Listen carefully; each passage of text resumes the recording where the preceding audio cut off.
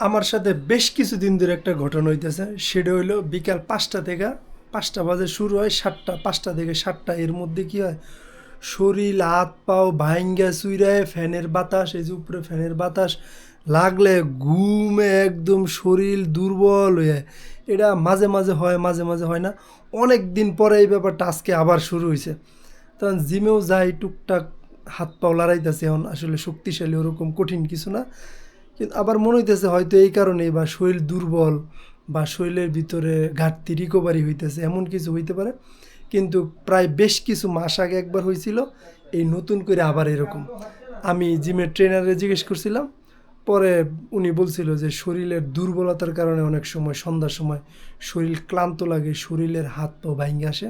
এটা প্রায় অনেক মানুষের অনেক সময় হয়, যাদের শরীর দুর্বল থাকে। পরে এটা আস্তে আস্তে রিকভারি করলে শরীর ঠিক হয়ে যায়।